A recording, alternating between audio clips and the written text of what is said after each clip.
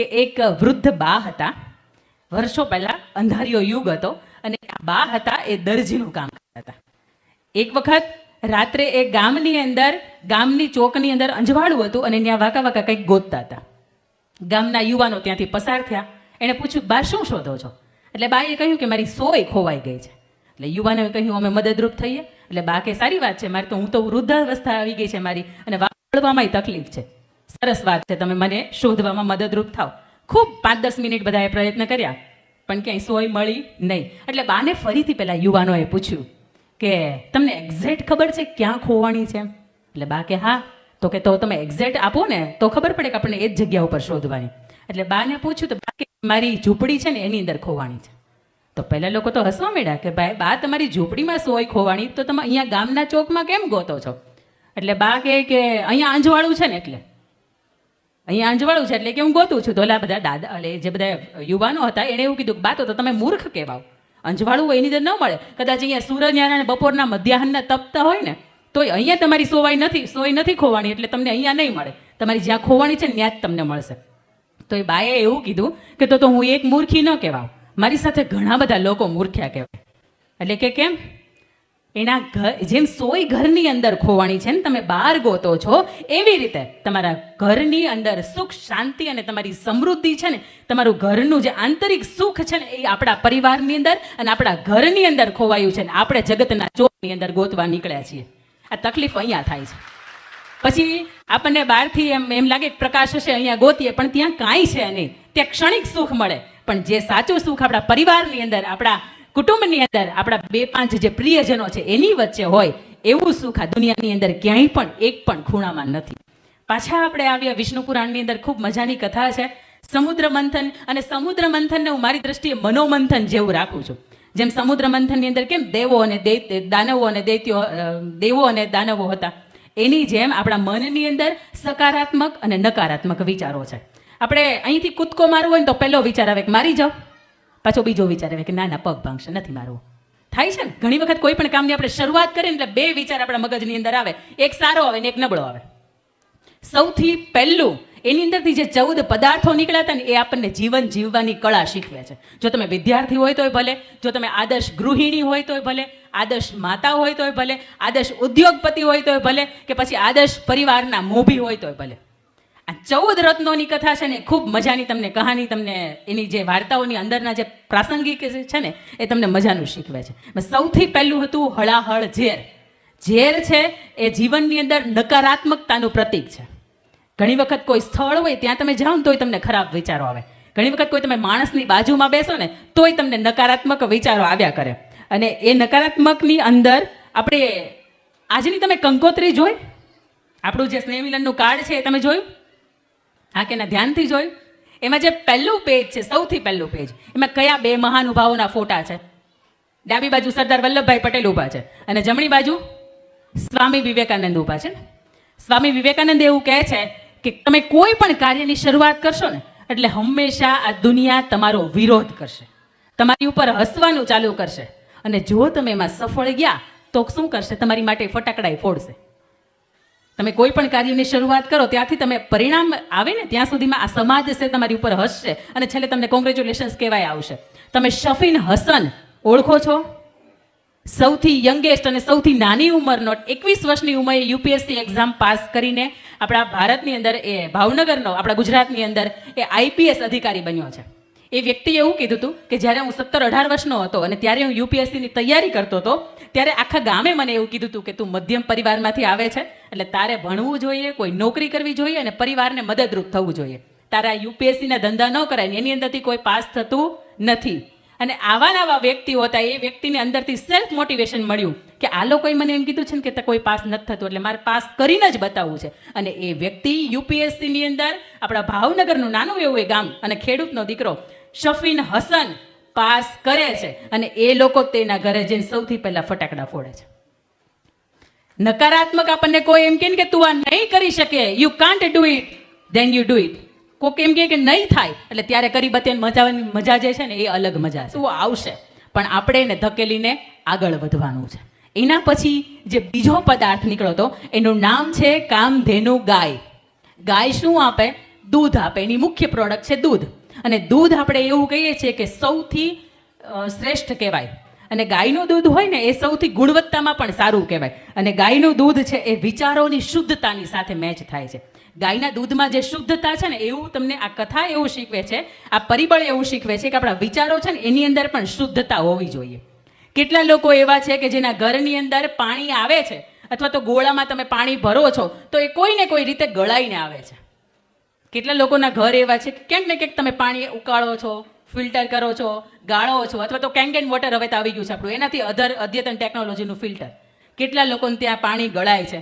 Rise your hand. ગળાતું જ હોય આમાં, પણ ઘણા નક્કી કરીને આવે બહારથી આપણે હાથ પૂછો નથી જ કરવો તો પછી ન ગળાયો.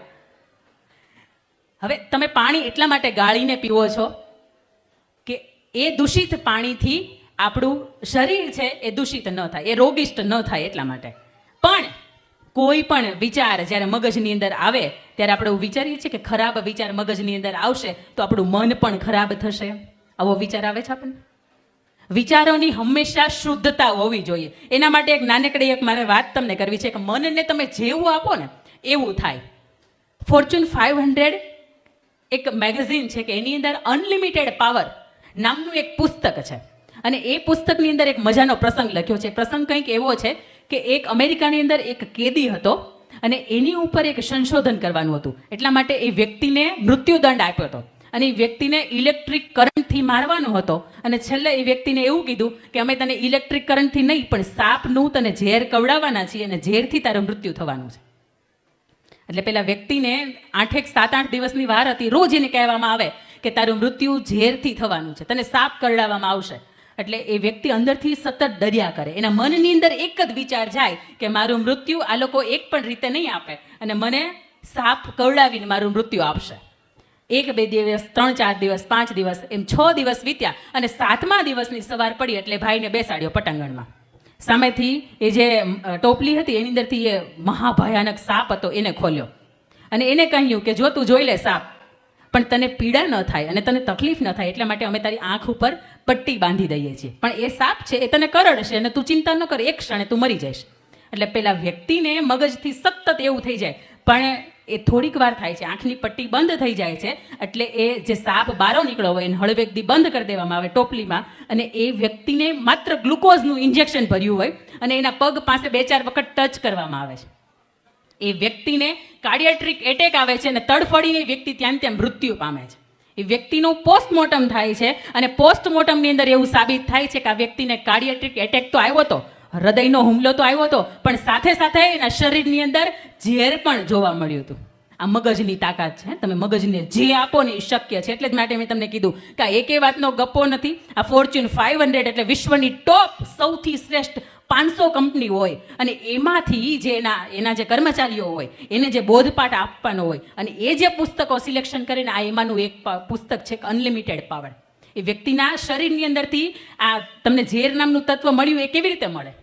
એના મનની અંદર એણે વિચાર્યું હતું કે આ થશે, મને ઝેર જ આપ્યું છે. એ વ્યક્તિને તમે ગ્લુકોઝનું ઇન્જેક્શન પણ ઇન્જેક્ટ નહોતું કર્યું, તેમ છતાંય તે અસર થઈ. અને બીજી તરફ મીરાબાઈને ઝેરનો કટોલો આપ્યો હતો, પ્યાલો આપ્યો હતો, એ હસતા મુખે પી ગયા હતા. પ્રભુનો પ્રસાદ માનીને એને એવું નહોતું કીધું કે હું જે પીવું છું એ ઝેર છે. એટલા માટે તમારી મારી સમક્ષ ઉદાહરણ છે કે વ્યક્તિને કંઈ નહોતું થયું. એ આપણી જેમ સામાન્ય માણસ જ હતા. પણ તમે મનથી કોઈ નક્કી કરો છો કે આ આમ જ છે તો એ એમ જ હોય અને એમ જ થાય. તમે અહીંયાથી આના છે ને આ law of attraction the secret પુસ્તક છે એક, એનોય નિયમ છે.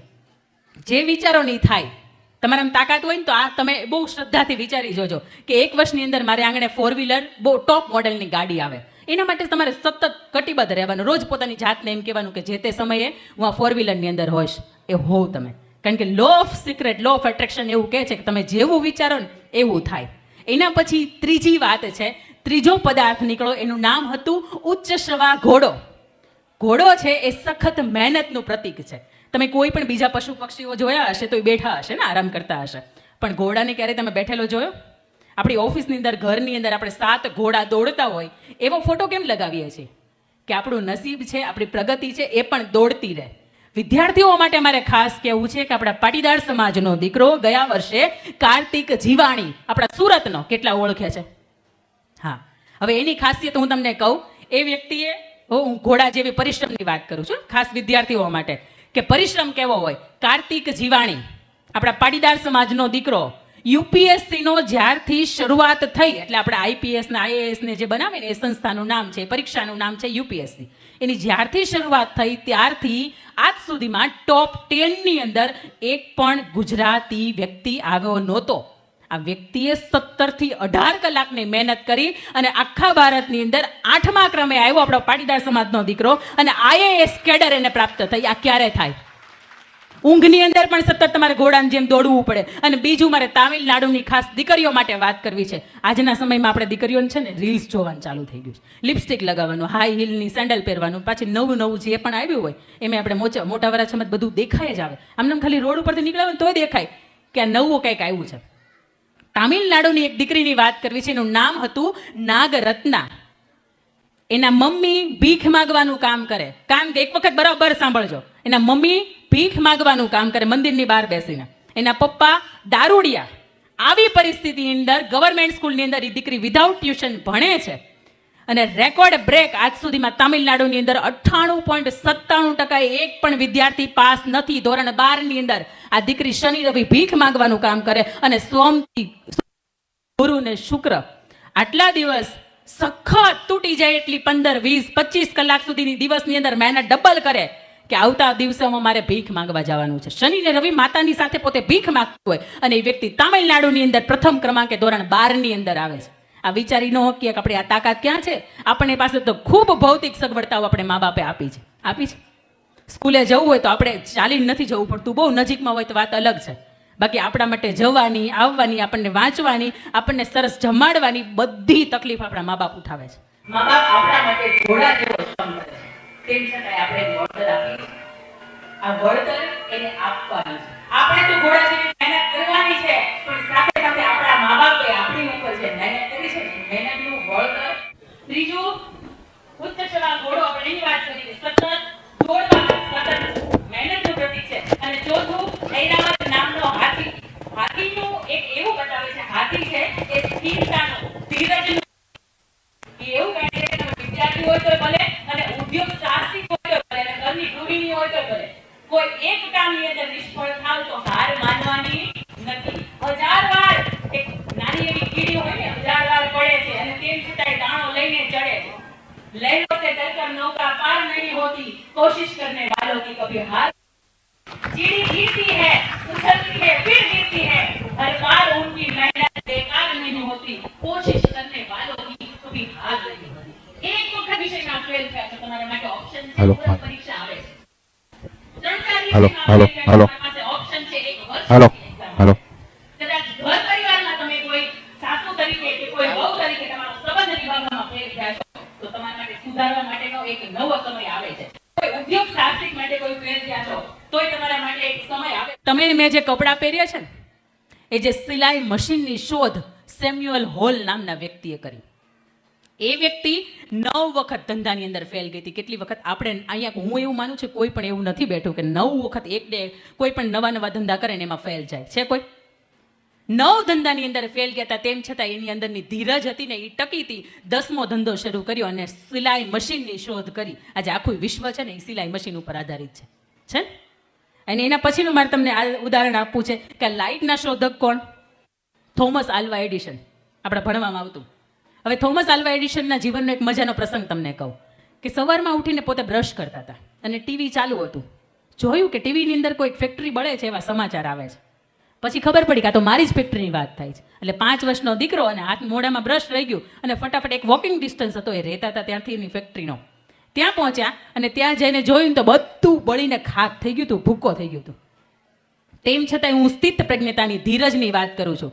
ત્યાં પહોંચ્યા અને એના દીકરાને એવું કીધું કે બેટા જા તું ઘરે તારા મમ્મીને બોલાવ્યા. એને વાસણ ઉટકવા માટે આટલો મોટો રાખનો ઢગલો ક્યારેય નહીં જોયો હોય. આ સ્થિરતા છે. ફેક્ટરી સામે બળીને ખાક થઈ ગઈ છે તેમ છતાં એના બાળકને એવું કહે છે કે મમ્મીને બોલાવે અને ફેક્ટરીની સામું જોઈને ભગવાનને ચેલેન્જ કરે છે કે હું 10 વાગે આવું છું, ફરીથી રિસ્ટાર્ટ કરું છું. અને એ વ્યક્તિએ ફરીથી રિસ્ટાર્ટ કરી અને આજે તમને મને આ લાઇટની ભેટ આપી. આજે ન્યુયોર્કની અંદર તમે જાઓ તો એડિશન નામનું શહેર છે. એ વ્યક્તિ આજે આપણી વચ્ચે નથી પણ શહેર સ્વરૂપે આજે આપણી વચ્ચે છે. આ સ્થિરતા છે, આ ધીરજ છે. તમે ધીરજ જ્યારે ટકાવી રાખો ને કોઈ પણ મહેનતની અંદર નિષ્ફળ થાવ જ. સંભાવના આવે ને, કાં તો 50-50% આવે, કાં તો તમે સફળ થશો અને કાં તો તમે નિષ્ફળ થશો. નિષ્ફળ થશો તો હાથીની જેમ યાદ રાખજો કે કૂતરા ભસવાવાળા ભસશે, આપણને કંઈ ફેર નથી. આ ઐરાવત હાથી એવું કહે છે કે કોઈ પણ કટોકટીનો સમય હોય તો શું થઈ ગયું, ધીરજ તમારી છે એ તમારે ખોવાની નથી. એના પછી 5મો પોઈન્ટ છે કૌસ્તુભ મણિ. મણિ હોય ને, રત્ન હોય, એ શેનું પ્રતીક છે? પ્રકાશનું પ્રતીક છે. પ્રકાશ મતલબ તમારા જ્ઞાનનો પ્રકાશ. આપણે નાના હતા ને ત્યારે આપણને બધું યાદ રહેતું હતું, પણ આપણે બધું છોડી દીધું. ન્યૂઝ જોવાના છોડી દીધા, આપણે ન્યૂઝપેપર વાંચવાના છોડી દીધા. એટલે આ ધાર છે ને આપણી કટાઈ ગઈ છે.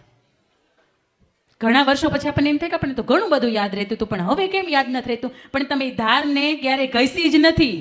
2 મિત્રો હોય, રોજ એક સાથે, એને એક કામ હોય કે રોજ સવારમાં જંગલમાં જવાનું અને તમારે વૃક્ષો કાપવાના. પહેલા દિવસે 2 મિત્રો ગયા, બંને 20-20 કાપ્યા. બીજો દિવસ થયો એટલે પહેલા 20ના 22 કાપ્યા અને આ વ્યક્તિએ 20ના 18 કાપ્યા. ત્રીજા દિવસે વળી પાછા ઓલાની એમ 7 દિવસ વીત્યા ને, તો જેને 20 કાપ્યા હતા ને એને જે સતત વધતા હતા એને 26 કયા. એક દિવસમાં ઝાડ કાપે. અને બીજો જે વ્યક્તિ હતો એના એક દિવસની અંદર 20 કપાતા હતા, એના 16-15 આવીને અટકી ગયા. અઠવાડિયા પછી પૂછ્યું કે ભાઈબંધ આવું કેમ? આપણે રોજ સાથે જઈએ છીએ, રોજ ઝાડ કાપીએ છીએ, રોજ સમય સરખો આપીએ છીએ, તેમ છતાંય તે તું વધારે કાપે છે ને હું ઓછા કેમ કાપું છું? ત્યારે પહેલો વ્યક્તિ, friends, when you remember, when you sharp your x, તે તારો હાથો જે કુહાડી છે એને એની ધાર તે ક્યારે કાઢી હતી તને ખબર છે? એટલે પહેલો વ્યક્તિ એને એવું પૂછે છે એની ધાર કાઢવાની હોય. સતત આ બુદ્ધિ છે ને એને અપડેટ આપવી પડે. પહેલાના સમયમાં આપણે સીએ હતા ને તો સીએ આટલા બધા ટેકનોલોજીવાળા નહોતા. પહેલાના સમયમાં જે ટપાલ ઘર હતું ને, પોસ્ટ ઓફિસ હતી ને, અત્યારની પોસ્ટ ઓફિસ જોજો તમે, બહુ આધુનિક થઈ ગઈ છે. પહેલાના સમયમાં જે નામું લખાતું હતું એ પુસ્તકમાં લખાતું હતું ને, હવે એનું નામું થઈ ગયું ડાયરેક્ટ ટેલીમાં આવી ગયું. એટલે પહેલાના સમય કરતાં ઘણું બધું અત્યારે ચેન્જીસ થયું છે ટેકનોલોજીથી.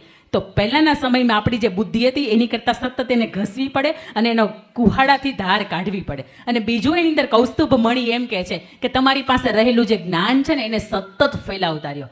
બની શકે કે તમારા શબ્દોની અસર કોઈક વ્યક્તિને થાય અને એનું જીવન છે એ યુટર્ન લઈ લે.